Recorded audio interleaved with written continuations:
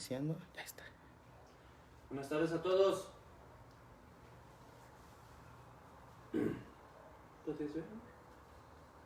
¿Todavía no aparece? Permítanos un momento, estamos nada más haciendo unas pruebas de audio en Facebook. ¿Sí escucha? 1, 2, 3. ¿Se escucha ahí? ¿Qué tal se escucha ahí? Tengo que subir un poco más la voz, ¿así? ¿Ahí se escucha bien? Ah, ok. Pues muy buenas tardes a todos, gracias por conectarse y acompañarnos. Compártelo. Antes de poder comenzar el mensaje, me gustaría orar por el mensaje de hoy. Yo particularmente me siento muy emocionado por el mensaje de hoy porque creo que este es el mensaje en el que Dios me ha enseñado más de todos los mensajes que he podido compartirles. Cada predicación me da la oportunidad de estudiar y de profundizar en la palabra, pero yo en lo particular siento que este mensaje, a mí en lo personal, me edificó mucho el poder estudiarlo, el poder profundizar. Y el día de ayer yo estaba orando que Dios me diera la capacidad para compartir las verdades que están en estos pasajes que vamos a leer, ¿no? El mensaje de hoy es muy corto, son 10 versículos, pero son 10 versículos que son muy, muy, muy profundos. Entonces, quiero orar para que Dios me permita transmitir exactamente lo que Él me enseñó en este mensaje y que eso pueda edificar sus vidas. Entonces vamos a orar para comenzar el mensaje de esta tarde. Señor Jesús, te doy gracias. Gracias en el nombre de tu Hijo amado, Señor, porque tú nos das la oportunidad de poder estudiar tu palabra, Señor. Hasta el día de hoy aún nos das libertad, Señor, para poder compartirla, Señor, sin temor, Señor, a que alguien nos persiga, Señor, y aunque nos persiguiera aún así la predicaríamos, Padre. Te ruego, Dios, que me escondas en esta tarde, Señor, detrás de la cruz de Cristo, Señor, que sea tu Santo Espíritu el que hable, Señor. Tu palabra es sencilla, tu palabra es evidente, Señor, y tu palabra está viva, Padre. Así como los pasajes que vamos a leer hoy, permítenos tener un encuentro personal contigo, un tiempo de intimidad, Señor, y permítenos ver tu persona sin estorbo, Señor. Espíritu Santo, úsame para que pueda predicar tu palabra con toda verdad, con toda autoridad, y prepara el corazón, Señor, el corazón de cada uno de tus hijos para que ellos puedan escuchar, y aún de aquellos que no tienen una relación personal contigo, Señor, permite que escuchen, Señor. Sabemos que tu palabra no regresará vacía, y en eso, Señor, descansamos, y en eso también yo, Señor, descanso. Guíame, Señor, por favor, ayúdame, Dios, en el nombre de Cristo Jesús. Amén.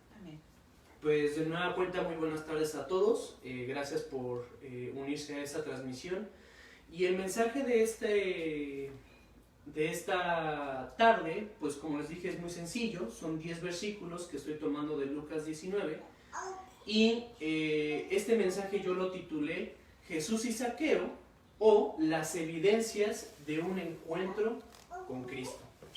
Y cuando hablo sobre evidencias, es que cuando una persona genuinamente ha tenido el encuentro con Cristo, hay evidencias, hay cosas que son visibles, hay frutos, hay cuestiones tangibles que se pueden ver de un verdadero encuentro con Jesucristo, ¿no? Entonces, el pasaje de esta tarde es Lucas 19, del 1 al 10, y Dios puso en mi corazón este pasaje porque lo escuché igualmente en una predicación hace un par de semanas, y desde entonces no pude dejar de estarlo repasando, y desde entonces el Espíritu no ha estado dejando de traerlo a mi mente. Constantemente pienso en este pasaje, y es que hay grandes verdades espirituales que hablan al tiempo en el que estamos viviendo el día de hoy. Actualmente, y todavía hasta la fecha, una tercera parte de la población mundial se llama a sí mismo cristianos, ¿no? Pero cuando nosotros observamos su vida, sin que nosotros queramos juzgarla, pero cuando nosotros observamos las evidencias, cuando nosotros observamos el fruto de la vida de otras personas, nos damos cuenta que estas personas que se llaman a sí mismos cristianos pues no siguen a Cristo. Y si no siguen a Cristo es porque en ningún momento han conocido a Cristo. Para que yo pueda seguir, obedecer o imitar a una persona es necesario que yo la conozca primero. Entonces, si estas personas no siguen a Cristo, es porque en primer lugar no han conocido a Jesús. Entonces, lo que vamos a leer el día de hoy es un mensaje con puntos muy sencillos al respecto de cuáles son los frutos o cuáles son las evidencias de un verdadero encuentro con Jesús. Entonces voy a leer en Lucas 19 del 1 al 10 lo que es el pasaje central del día de hoy. Me voy a apoyar con otros versículos, pero principalmente vamos a estar regresando sobre estos 10 versículos. Entonces dice Lucas 19 del 1 al 10, dice: habiendo entrado Jesús en Jericó, iba pasando por la ciudad. Y sucedió que un varón llamado Zaqueo, que era jefe de los publicanos y rico, procuraba ver quién era Jesús, pero no podía a causa de la multitud, pues era pequeño de estatura. Y corriendo adelante subió a un árbol sicómoro para verle, porque había de pasar por ahí. Cuando Jesús llegó a aquel lugar, mirando hacia arriba, le dijo: Zaqueo, date prisa, desciende, porque hoy es necesario que yo pose en tu casa. Entonces él descendió a prisa y le recibió gozoso. Al ver esto, todos murmuraban, diciendo: ¿por qué ha entrado a posar con un hombre pecador? Entonces Zaqueo, puesto en pie, dijo al Señor: he aquí, Señor, la mitad de mis bienes doy a los pobres, y si en algo he defraudado a alguno, se lo devuelvo cuadruplicado. Jesús le dijo: hoy ha venido la salvación a esta casa, por cuanto también él es hijo de Abraham. Porque el Hijo del Hombre vino a buscar y salvar lo que se había perdido. Entonces, el primer punto de esta predicación es entender cuál es el primer paso que dio Jesús para poder salvar a los hombres. Dice el versículo 1, habiendo entrado Jesús en Jericó, iba pasando por la ciudad. La ciudad de Jericó se menciona 3 veces en el Nuevo Testamento. Se menciona en primer lugar cuando Jesús le dio vista a 2 ciegos que mendigaban a las afueras de Jericó. Esto se menciona en Marcos capítulo 10, versículo del 46 en adelante, y en Mateo 20, del versículo 29 en adelante. La segunda vez que se menciona es cuando Jesús refiere la parábola del buen samaritano, y esta la encontramos en Lucas 10, versículo del 30 en adelante. Y la tercera vez es cuando Jesús tiene este encuentro que acabamos de leer con Zaqueo en Lucas capítulo 17. Perdón, Lucas capítulo 19. Entonces se menciona 3 veces. Pero de hecho nosotros podemos decir que en realidad el Nuevo Testamento solamente refiere 2 veces a Jericó, puesto que en el mismo viaje en el que Jesús encuentra a Zaqueo, también sana a estos 2 ciegos de Marcos capítulo 10 del versículo del 46 en adelante. Y de forma aún más general se puede decir que en los evangelios solo se dice que Jesús visitó una sola vez Jericó, por lo cual ese único viaje que Jesús hizo a esa ciudad, a Jericó, hace que esa visita haya sido más importante aún. Quiero mencionarte algunos detalles de historia y de geografía que nos van a ayudar a profundizar más el pasaje de hoy. Una vez que lo hagamos, podremos saber por qué motivo Dios nos dejó este testimonio en su palabra y por qué motivo es importante que no pasemos por alto los detalles de este versículo, de estos pasajes y de estos versículos en la anécdota que vamos a leer el día de hoy.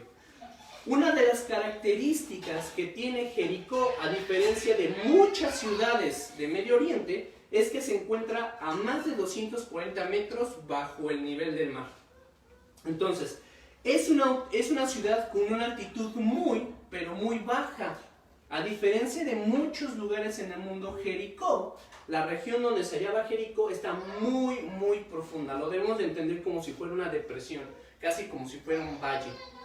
Entonces, cualquier persona que viajaba a Jericó tenía que hacer un viaje en descenso. Si Jesús quería ir a Jericó desde el norte, de lo que sería desde Galilea hasta Jericó, tenía que hacer un viaje en descenso. Y si Jesús quería bajar desde el sur, desde Judea, también tenía que descender a Jericó para poder llegar a esa ciudad. Entonces, siempre que alguien viajaba, tenía que descender a Jericó. Otra característica de esa ciudad es que el camino era muy peligroso. Se dice que para llegar a esa ciudad era necesario descender por un camino de 1 kilómetro, que era muy angosto y muy empinado, estaba muy en bajada, había muchas rocas, había muchas peñas. Era un camino incómodo, era un camino muy cansado. Además, era un lugar en el que en aquel entonces había muchos ladrones y muchos asesinos. Y justo como era un camino montañoso, que había muchas rocas, que el terreno era muy accidentado, era desértico y difícil de recorrer, los criminales aprovechaban la geografía del lugar para atacar, para robar y para matar a los viajeros. Entonces era muy bien conocido por la gente de aquel lugar y era lo que Jesús también conocía muy bien. Por lo mismo, Jesús empleó Jericó como una imagen en la parábola del buen samaritano. En la parábola del buen samaritano se dice que un viajero estaba saliendo de Jerusalén hacia Jericó y entonces lo asaltaron en el camino y el buen samaritano descendió hacia Jericó para ayudar a este hombre que estaba herido. Entonces, otro detalle histórico sobre Jericó era considerar su importancia. Después de Jerusalén, en la región de lo que era la tierra de Israel en aquel entonces, Jericó era la segunda ciudad más importante y próspera de aquel entonces. Entonces, aunque era una ciudad muy importante, por algún motivo Jesús visitó una sola vez a Jericó. Jesús visitó muchas veces Jerusalén, pero solamente fue una sola vez a Jericó. Ahora, ¿por qué te estoy mencionando estos detalles? Todo lo que Dios nos dejó en su palabra es importante, aun los detalles que nosotros creemos que no tienen sentido o relevancia. Segunda de Timoteo, capítulo 3, versículo del 14 al 17, nos dice que toda, y cuando dice toda es porque toda, desde Génesis hasta Apocalipsis, dice toda la escritura es inspirada por Dios. Y también nos dicen estos versículos que es útil para hacernos sabios para salvación por medio de fe. Y dice que es útil también para enseñar, para exhortar, para convencer, para redarguir, para corregir, de manera que todos los hombres, todos los cristianos, todos los creyentes puedan ser perfeccionados en el bien. Eso es lo que nos dice segunda de Timoteo 3, del 14 al 17 en resumen. Entonces, Dios pensó en cada detalle del ministerio de Jesús porque eso nos iba a ser útil para nosotros para ser perfeccionados en el bien. Dios plasmó en su palabra por dónde iba a viajar Jesús, con quién iba a hablar, a quién sanaría y a quién reprendería. Jesús, al ser guiado por el Espíritu de Dios, todo lo que sucedió en su ministerio era espiritual. Al ser una obra del Espíritu, todo lo que hacía Jesús era espiritual. Entonces, estos detalles de su ministerio no son excepción. Lo que leemos en este pasaje de Lucas 19, del 1 al 10, tiene profundidad espiritual. Entonces, cuando nos dice la palabra de Dios que Jesús descendió a Jericó, es que Jesús simbólicamente descendió a esa ciudad, recorrió un camino difícil, peligroso, que estaba lleno de ladrones y homicidas, para demostrar que él, en verdad, en el Espíritu, él descendió a esta tierra de una manera difícil, incómoda y repleta de gente que rompía la ley de Dios. Entonces, esto es una realidad espiritual. Tú y yo no podíamos subir a los cielos para reconciliarnos con Dios. No teníamos acceso. la palabra de Dios dice que por cuanto todos pecaron, están destituidos de la gloria de Dios. Es decir, ya no tenemos acceso. Yo ya no puedo subir al cielo a reconciliarme o a tener una relación con Dios. Entonces, ¿qué fue lo que sucedió? Dios tuvo que descender a la tierra, a habitar con pecadores y reconciliar a todos los hombres con Dios. Juan 3, versículo del 13 al 15 dice: nadie subió al cielo, sino que el que descendió del cielo, el Hijo del Hombre, hablando de Cristo, que está en el cielo. Y como Moisés levantó a la serpiente en el desierto, así es necesario que el Hijo del Hombre sea levantado, para que todo aquel que en él cree no se pierda, mas tenga vida eterna. Entonces, el hecho de que Jesús tuviera que descender del cielo hacia los hombres debe de dejarnos muy en claro que nos era imposible que nosotros ganáramos nuestra salvación. Nadie puede salvarse a sí mismo. Era importante que nosotros entendamos esto, para que sepamos que no éramos dignos de obtener salvación. La palabra de Dios es muy clara respecto de esto. Dice Efesios 2, del 1 al 2, y Él os dio vida a vosotros cuando estabais muertos en vuestros delitos y pecados. Y subrayo esto: estábamos muertos por nuestros delitos y pecados.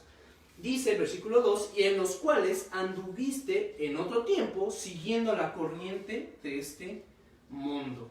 Y de la misma forma que nosotros vemos a un muerto en esta tierra, y sabemos que ese cuerpo sin vida no puede hacer nada, de esa misma forma nosotros debemos de entender que antes de conocer a Cristo, antes de Cristo, tú y yo estábamos muertos. Así como un cadáver no puede hacer nada, nosotros, estando muertos, no teníamos la posibilidad de obrar algo por nuestra salvación. Juan 6, versículo 21 dice: yo soy el pan vivo. Aquí está hablando Jesús. Yo soy el pan vivo que descendió del cielo. Dice: si alguno comiere de este pan, vivirá para siempre. Y el pan que yo daré es mi carne, la cual daré por la vida del mundo. Entonces Jesús tenía que descender. Jesús tenía que sacrificar su comodidad.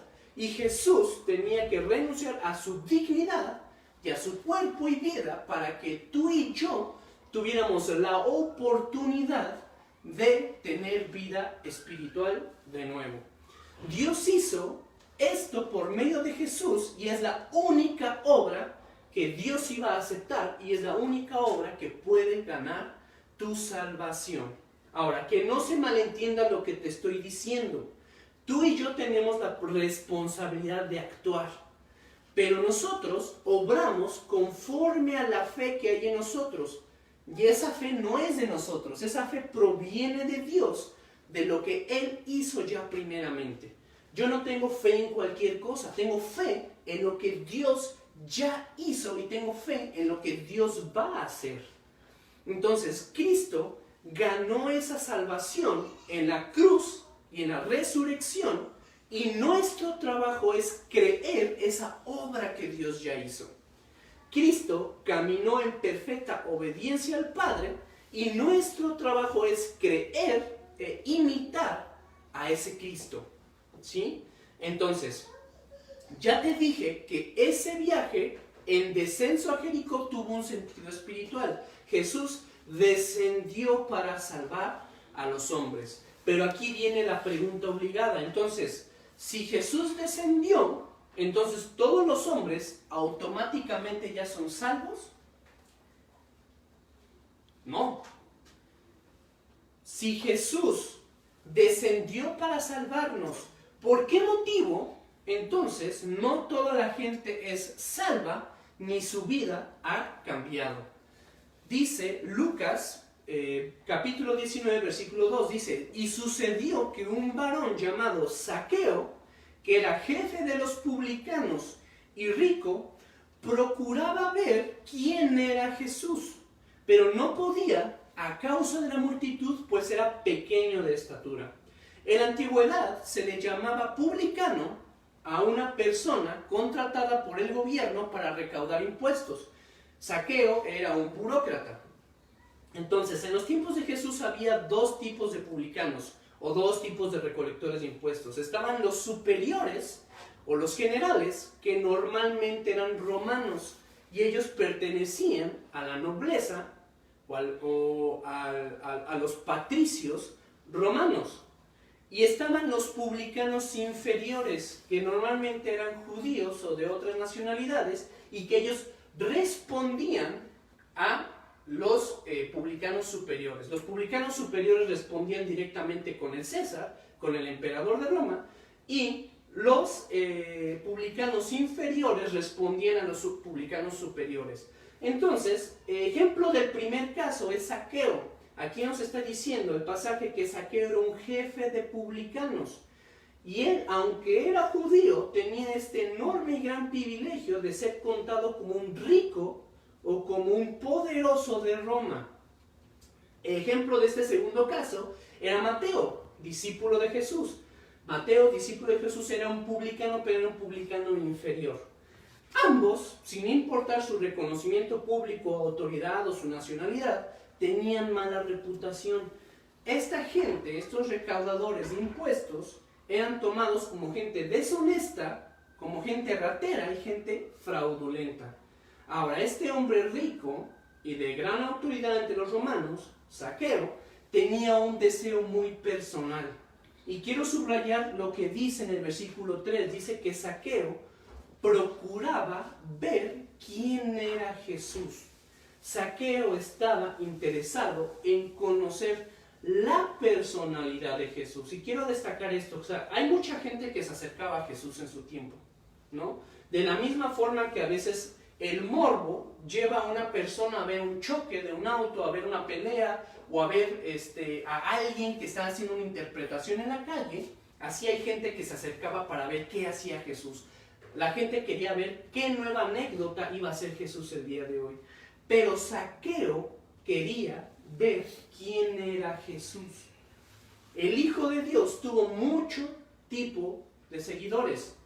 Tuvo a sus discípulos, tuvo a gente que había recibido algún milagro de parte de Jesús. Lo siguió gente que tenía el testimonio de haber sido alimentado por Jesús. Había gente que deseaba ver las señales y las maravillas de Jesús. Entonces el Nuevo Testamento nos va a decir en varias partes que la mayoría de los que seguían a Jesús era porque tenían un interés personal. Querían comida, querían salud, querían dinero, querían fama o poder, o querían ver algo que los entretuviera, querían ver algo nuevo.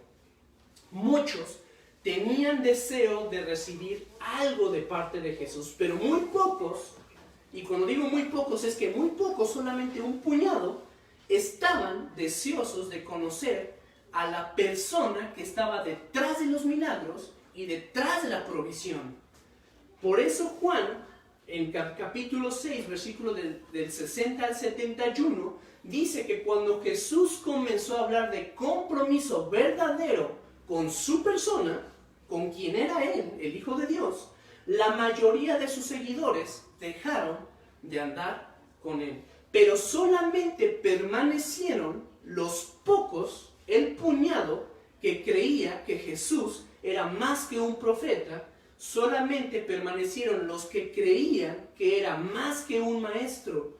Solamente se quedaron con Jesús los que estaban interesados en su persona. Todas las personas en el momento en que dejaron de recibir comida o milagros de parte de Jesús dijeron, ya no nos interesa Jesús. Solamente aquellos que querían saber quién era esa persona que decía que era el Hijo de Dios, permanecieron. Por eso nosotros, en Juan capítulo 6, del 68 al 69, vemos lo que le responden sus discípulos, los que estaban interesados en su persona. Dice, le respondió Simón Pedro, Señor, ¿a quién iremos? Tú tienes palabras de vida eterna. Y nosotros hemos creído y conocemos que tú eres el Cristo, el Hijo del Dios viviente. Entonces solamente sus discípulos, los que permanecieron, era porque querían saber quién era Él, cuál era su identidad, el Hijo de Dios. Zaqueo era de esas pocas personas. Zaqueo no deseaba riqueza, Zaqueo no deseaba salud, Zaqueo no deseaba fama o algo nuevo que ver que lo entretuviera. Él deseaba algo que a su parecer excedía todos esos deseos. Zaqueo quería algo que él consideraba superior a la riqueza, a la salud, a la fama o al poder. Dice el versículo 2 que él deseaba ver quién era Cristo. Entonces, regreso a la pregunta que hice hace rato. ¿Por quiénes descendió Jesús para darle salvación? Jesús descendió por aquellos que desean conocerlo a Él por lo que es, el Cristo y el Hijo del Dios viviente. Mucha gente busca a Dios porque desea una solución a sus problemas, porque desean dinero para poder salir de sus deudas, porque desean salud, desean una pareja sentimental, desean una familia. Y no es que eso esté mal, está bien, es sensato y es humilde buscar a Dios para recibir la ayuda que este mundo no te va a dar.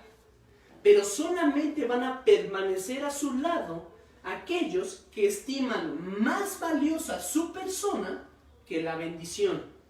Solamente manifiestan, solamente es evidente la vida de una persona transformada aquellos que valoran más la mano del que bendice que la bendición misma. Solo aquellos que estiman a Dios como superior a sus promesas son los que van a tener una vida transformada y los que van a permanecer. Esto es una realidad. La mayoría de las personas que reciben algo de parte de Dios no regresan.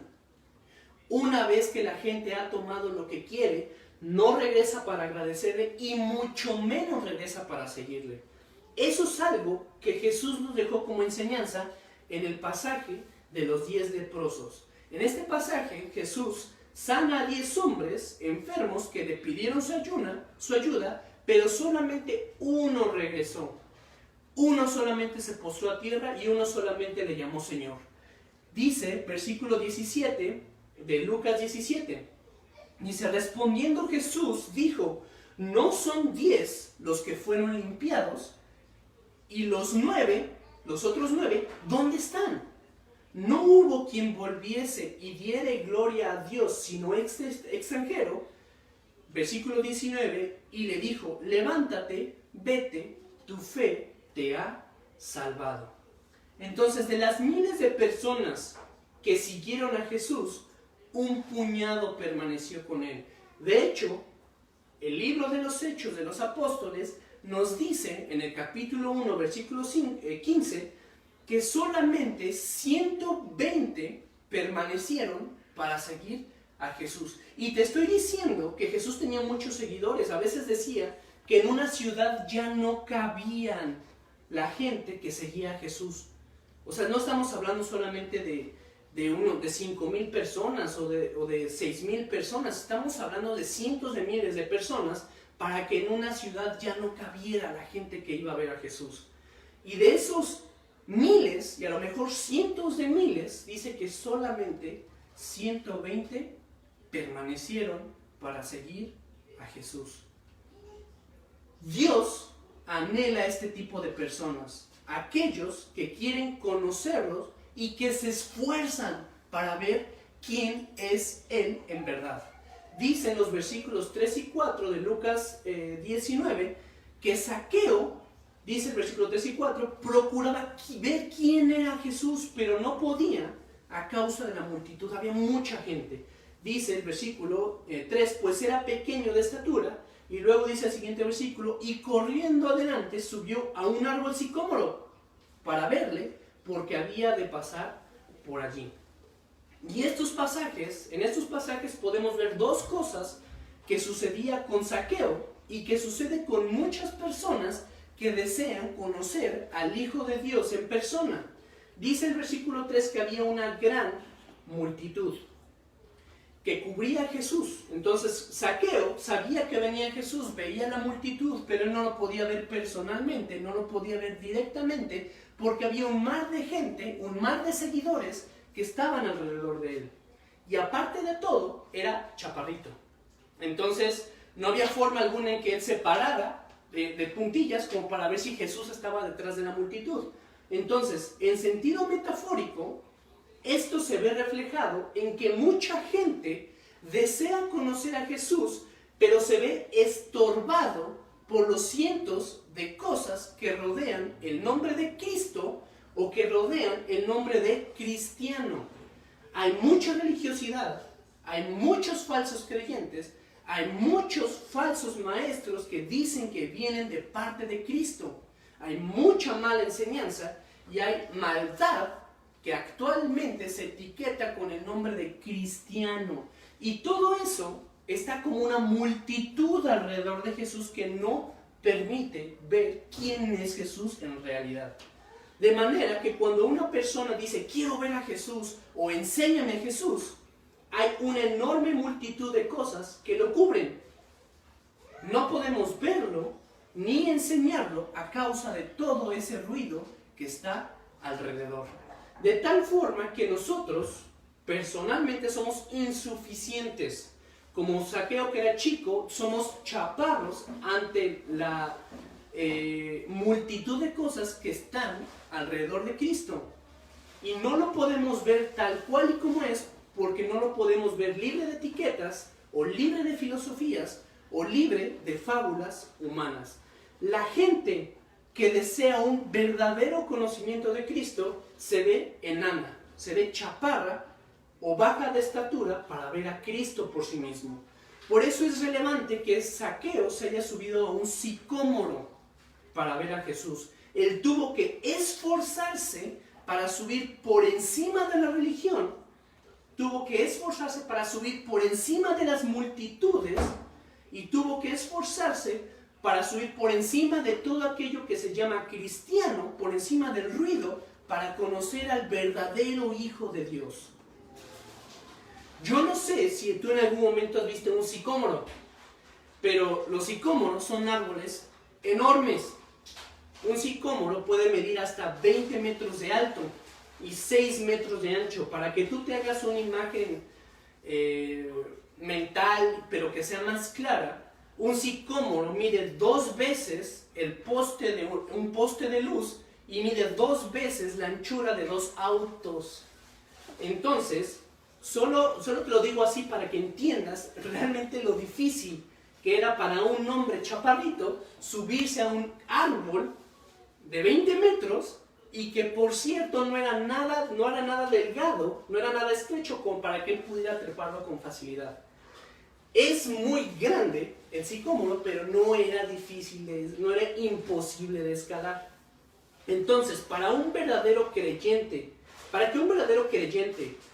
pueda conocer a Jesús, debe de esforzarse, debe de ser diligente para subir por encima de las multitudes y del ruido, para contemplar, para poder ver con sus ojos cómo es Jesús tal cual y como es. El sicómoro que nosotros leemos en Lucas 19 es una imagen, es una parábola, es un símbolo de la palabra de Dios. Debes de esforzarte y debes de empeñarte en conocer la palabra de Dios para ver con claridad a Jesús y para que tú lo puedas ver tal cual y como es. Y escúchame bien lo que te voy a decir. Solo a través de la Biblia podrás conocer al Cristo verdadero. Y esto tómatelo como una exhortación personal. Hay muchos falsos cristos, hay muchos pastores que suplantan a Cristo. Hay muchos maestros que dicen, yo soy el Cristo, y no porque lo digan abiertamente. No, es porque ellos se toman toda la gloria para sí. Ellos quieren el reconocimiento de los hombres. Y hasta muchos pastores le ponen su propio nombre a su iglesia. O encuentras en las tiendas que venden Biblias y dicen, esta es la Biblia de tal persona. O leyendo la Biblia con tal persona. Hay falsos cristos, hay falsos maestros. Y tú no vas a conocer, escúchame muy bien, tú no vas a conocer a Cristo a través de tus experiencias, ni a través de las experiencias de otras personas. No lo vas a conocer a través de tus emociones, no va a ser a través de tu razonamiento, de tus pensamientos humanos. No es a través de un libro de autoayuda, no es a través de un documental o de una película. Es a través de la palabra de Dios. Ahora, de nuevo, que no se malentienda. Dios puede confirmar muchas cosas a través de tus emociones, a través de otras personas y a través de pensamientos que Dios ponga en tu cabeza, pero tú solamente vas a poder conocer al Dios verdadero a través de su palabra, a través de la palabra de Dios. Entonces, ¿es difícil? Sí. ¿Requiere esfuerzo? También, sí lo requiere, pero no es imposible. Así como un sicómoro es difícil de trepar, pero es algo que se puede lograr. Asimismo, estudiar y profundizar en la palabra tiene metas alcanzables. Sí se puede conocer a Cristo a través de su palabra. Solo para aquellos hombres y mujeres que se esfuerzan y trepan las Escrituras, les está reservado el privilegio de conocer a Cristo en persona.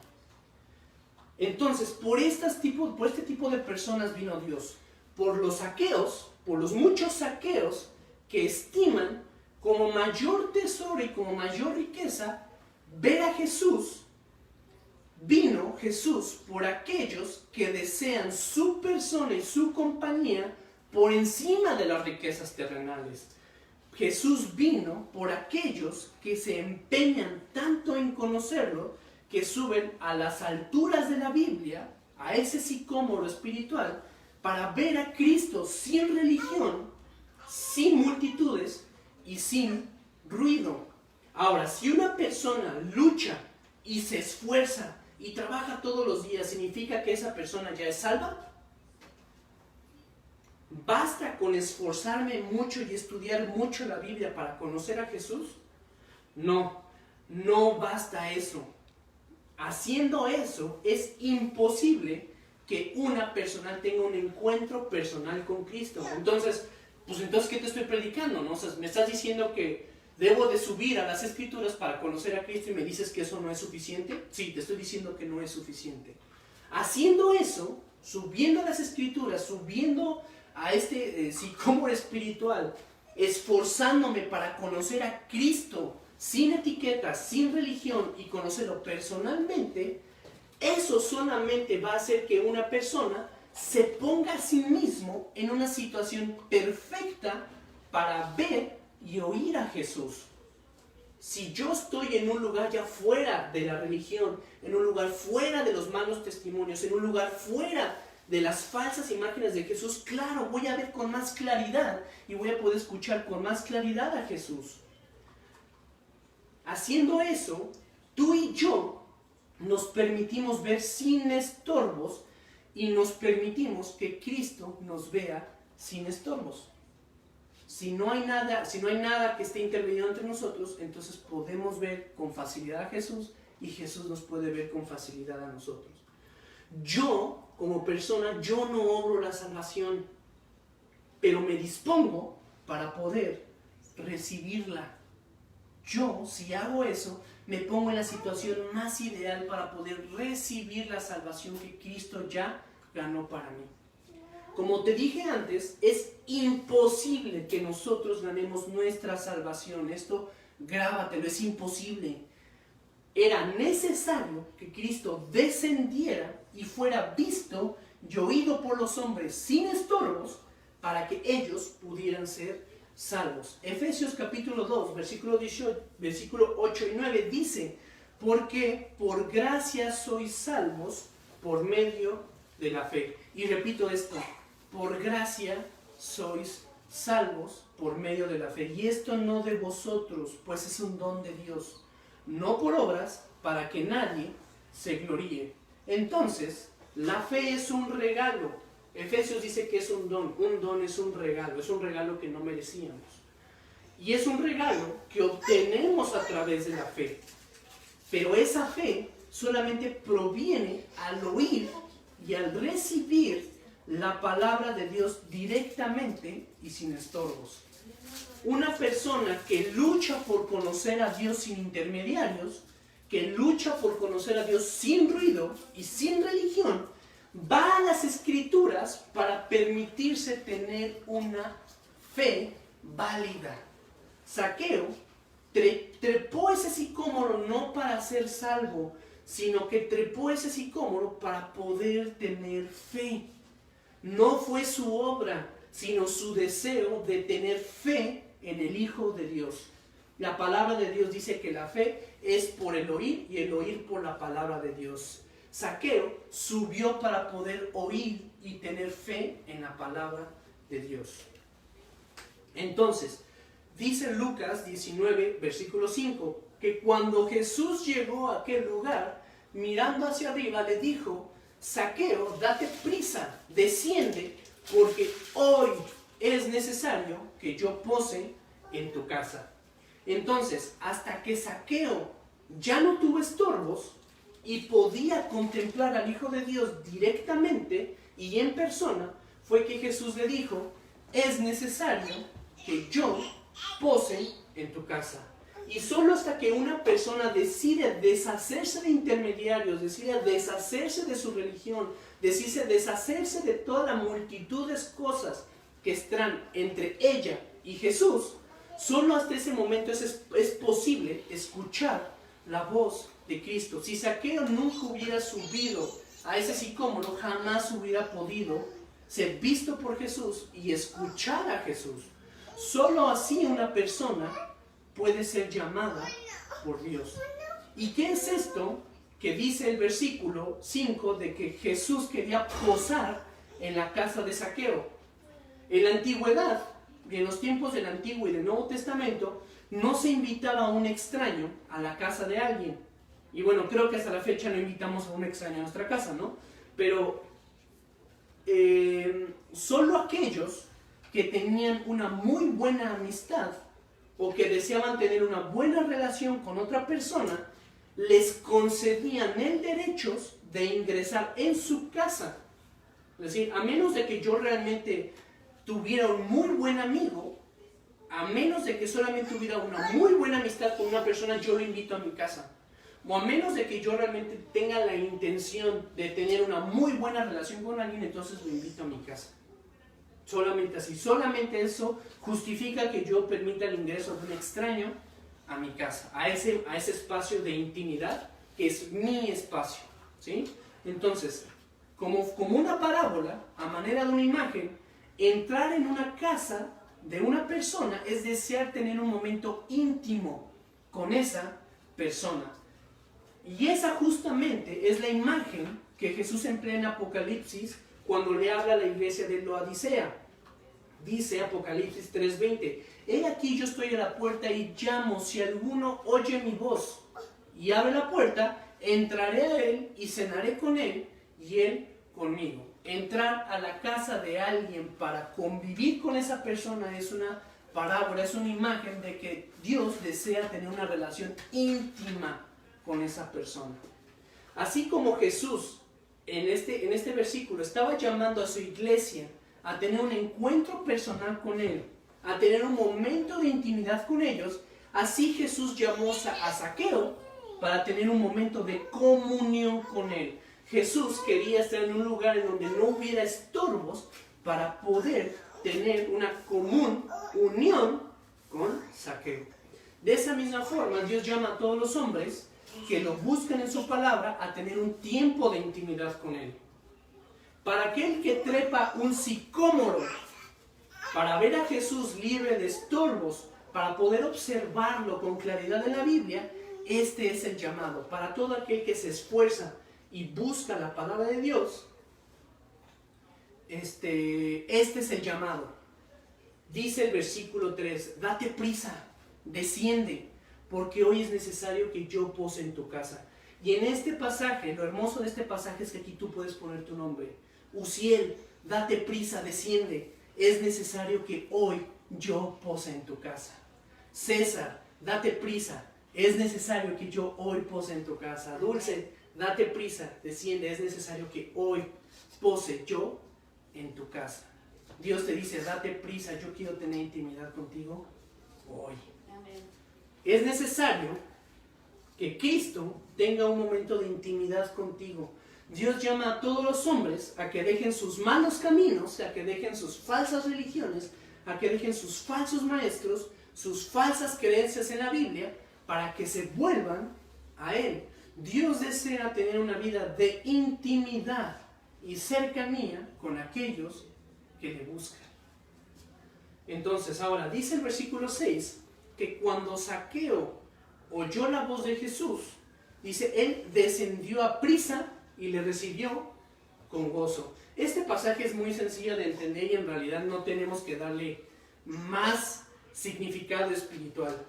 Lo que sucede naturalmente cuando una persona ve y oye al Jesús verdadero es que se apresura a recibirlo y lo hace con gozo. Con este versículo, pues no hay mayor simbolismo. La evidencia de que una persona ha conocido al Jesús verdadero es que le abre las puertas de su vida, le abre las puertas de su corazón y lo hace con alegría. Es común que en las falsas conversiones de personas que desean que Jesús toque sus vidas, es muy común ver que quieren que Jesús haga algo, pero se reservan el derecho de dejarlo pasar al interior de sus vidas. La gente desea trabajo, la gente desea sanidad, la gente desea restauración emocional, la gente desea una conciencia tranquila, la gente desea estar libre de deudas, pero cuando Jesús entra en materia de querer entrar en tu vida para tener comunión contigo, entonces ahí la gente dice, no me interesa. La gente dice, no, gracias Dios, esto no es para mí. Y en vez de que esta gente tenga una vida repleta de gozo, tienen una vida llena de ansiedad, una vida llena de miedo, una vida llena de angustia. Y es porque constantemente estas personas resisten la voz de Dios, resisten las Escrituras, resisten al Espíritu de Dios y resisten a Cristo para que entre y haga cambios en su vida. Entonces, no puedes engañarte ni puedes tomar el pelo a los demás. Una vida que ha conocido al Dios verdadero le abre las puertas a Cristo, lo hace con gozo y lo hace rápido, porque el pasaje dice que Zaqueo descendió rápidamente y le recibió con gozo. No puedes engañar a los demás, ni te puedes engañar a ti mismo, y menos aún puedes engañar a Dios. Estas son las evidencias. Una persona que ha sido llamada por Jesús verdadero, recibe a Cristo rápido, le abre las puertas y lo hace con gozo, con alegría. Cuando veo que una persona constantemente está diciendo, ya me cansé de que Jesús me prohíba cosas, no ha conocido al Jesús verdadero. La evidencia de un encuentro personal con Jesús es que tiene gozo. Dice, sí, Jesús, adelante, pasa, ayúdame con esto porque es un desastre. Dice el versículo 7, al ver esto, todos murmuraban diciendo que había entrado a posar con un hombre pecador. ¿De quién estaban murmurando en este versículo? Todos murmuraban acerca de Jesús y todos murmuraban acerca de Zaqueo. Dice, porque Jesús había pasado a la casa de un pecador. Y esta es otra realidad espiritual que no se puede eludir. Siempre va a haber gente que dude de la obra de Dios y que dude de nuestro deseo personal de conocer a Cristo. Siempre lo va a existir. En el tiempo de Jesús, los fariseos y los saduceos odiaban a Jesús por un solo motivo. Ellos esperaban a un Salvador y ellos no estaban en contra de lo que Jesús enseñaba, pero ellos estaban en contra de lo que Jesús estaba haciendo. Dice, Jesús les enseñaba que la religión que los saduceos y los fariseos practicaban era una religión falsa. Y era falsa porque no cumplían la ley de Dios, y era falsa porque daba frutos corruptos, daba frutos incorrectos. La palabra de Dios correctamente expuesta genera lo que acabamos de leer en el versículo 6, que dice: entonces él, hablando de Zaqueo, descendió a prisa y le recibió gozoso. La gente que escucha directamente de Dios su palabra se apresura a recibir a Cristo, lo hace con gozo y lo hace sin miedo a lo que pueda costar tener un encuentro personal con Él. En cambio, lo que hace una religión, lo que hace una filosofía, es que dejan a Cristo afuera para permitir el pecado adentro. Es decir, dicen: sí, Jesús, tú me interesas, pero hasta aquí ya no pases. Es que hasta aquí está todo lo que me gusta, aquí está el pecado que yo amo. Y Jesús describió así la religión de los judíos y de los fariseos, y en general así Jesús describe la religión de todas las personas. Dice: ay de vosotros, escribas y fariseos, hipócritas, porque sois semejantes a sepulcros blanqueados que por fuera, a la verdad, se muestran hermosos, pero por dentro están llenos de huesos muertos y de toda inmundicia. El fruto de la religión y de la mala doctrina de los religiosos era una vida limpia por afuera, pero era un corazón podrido por el pecado. La evidencia de una persona que no ha conocido a Jesús de verdad, que no ha tenido un encuentro personal con Cristo, es que su vida espiritual la lleva como él quiere y deja a Cristo lo más lejos de su corazón para que Cristo no haga cambios dentro. La oposición y la duda de la gente que nos rodea es resultado de eso. La gente envidia y detesta los resultados de una vida verdaderamente transformada. El mundo no puede creer el verdadero arrepentimiento porque la naturaleza caída de un ser humano es afirmarse a sí mismo. La naturaleza de un hombre sin Cristo es justificar su maldad y fortalecer su pecado. Y eso es lo que estamos viendo hoy en día. Más allá de que la gente llame a lo malo malo, dice: no, es que no es malo, es que es natural de mí. Lo más natural es que la gente que miente dice: es que no mentí porque no tenía otra opción. La gente que es chismosa es que me estoy involucrando en la vida de los demás, no puedo ser indiferente. Un hombre naturalmente va a justificar su maldad. Igualmente con todas las desviaciones sexuales de hoy en día, la gente dice: yo nací así soy yo, no me puedo negar. La naturaleza de un hombre es afirmarse a sí mismo, pero la naturaleza de un hijo de Dios es negarse a sí mismo, es exponer su maldad y renunciar al pecado. Y estos frutos no solamente confunden al mundo, sino que confrontan el corazón de una gente sin Cristo. Y esto lo comprobamos en el siguiente versículo. Dice el versículo 8: entonces Zaqueo, puesto en pie, dijo al Señor: he aquí, Señor, la mitad de mis bienes doy a los pobres, y si en algo he defraudado a alguno, se lo devuelvo cuadruplicado. Jesús le dijo: hoy ha venido la salvación a esta casa, por cuanto también él es hijo de Abraham. Entonces lo que estamos leyendo aquí es la más clara evidencia de un encuentro con Cristo. Era muy bien conocido que los publicanos, que los recolectores de impuestos, robaran, que ellos defraudaran, y que por esos robos, por esas expropiaciones del bien ajeno, ellos se hacían ricos, ellos se enriquecían a expensas de otras personas. Y esto es muy semejante a lo que serían en nuestro tiempo los funcionarios públicos de nuestro país.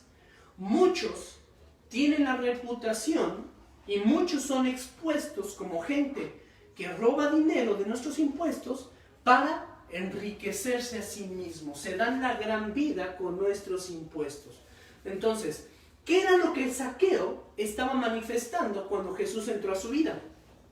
¿Qué es lo que Zaqueo evidenció cuando Jesús tuvo un encuentro personal con él? Lo que Zaqueo evidenció fue arrepentimiento. Zaqueo estaba reconociendo públicamente y estaba renunciando públicamente a su más grande pecado, o debería decir a sus más grandes pecados: robo y codicia. Él se hizo rico al robarle a los demás, y se hizo rico y decidió robar porque él codiciaba una vida que no tenía. Así es un arrepentimiento genuino.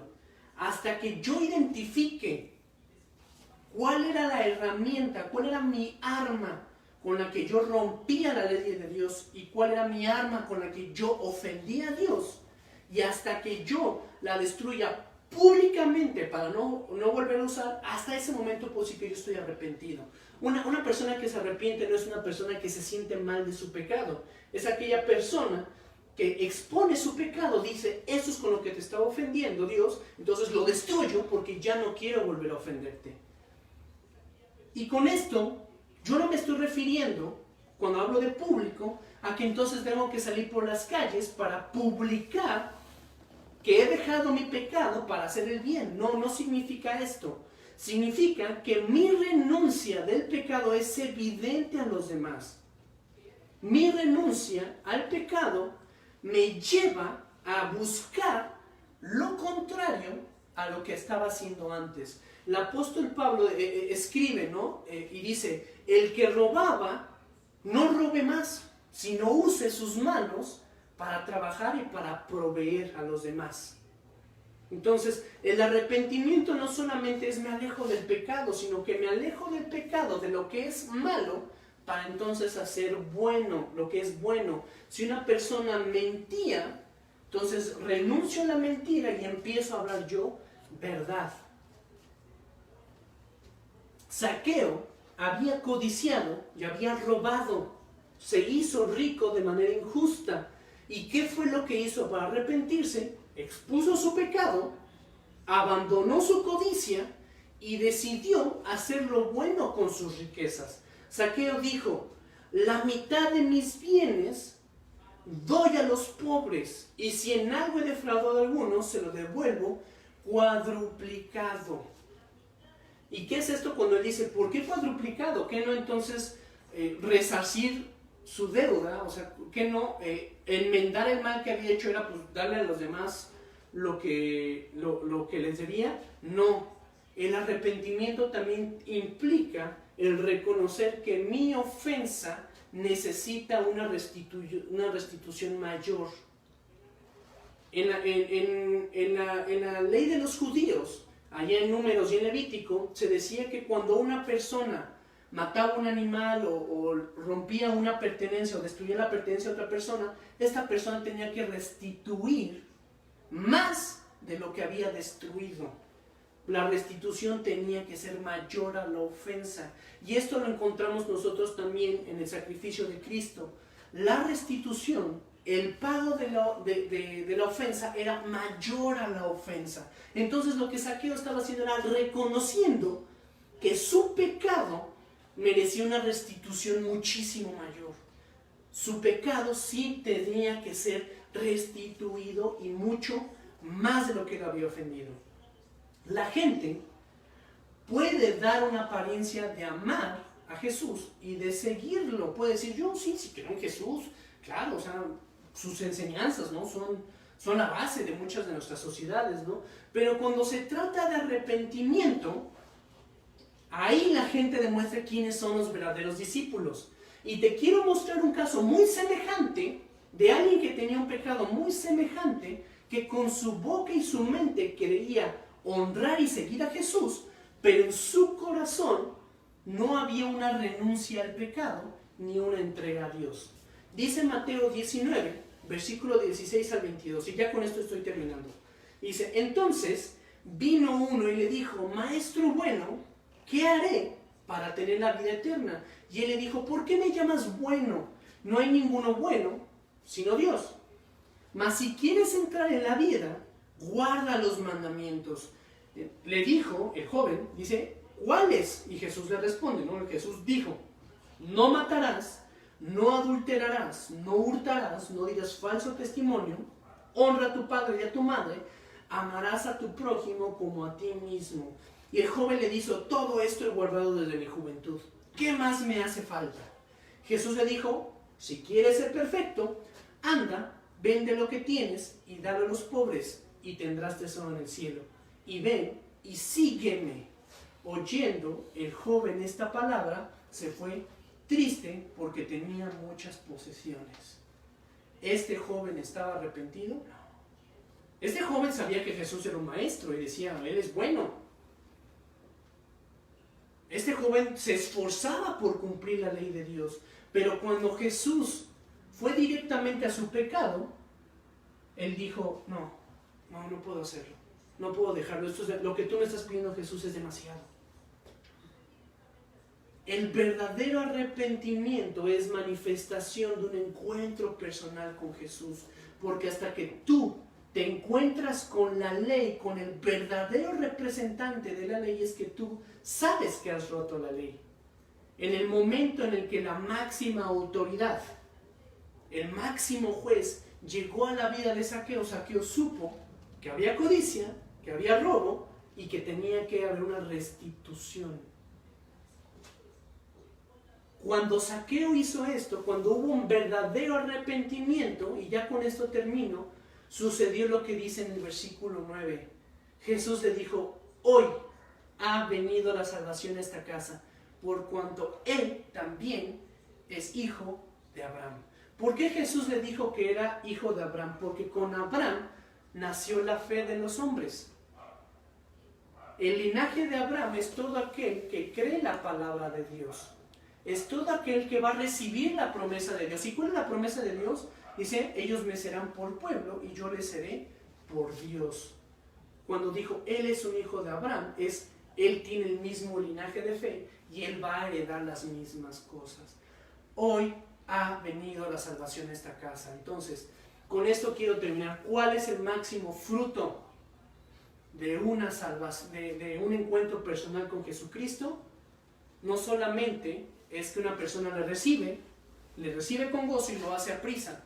No solamente es que esta persona tiene un arrepentimiento genuino, sino que esta persona empieza a experimentar la salvación de Dios. La salvación de Dios no es algo que se recibe cuando muramos, es algo que recibimos en vida.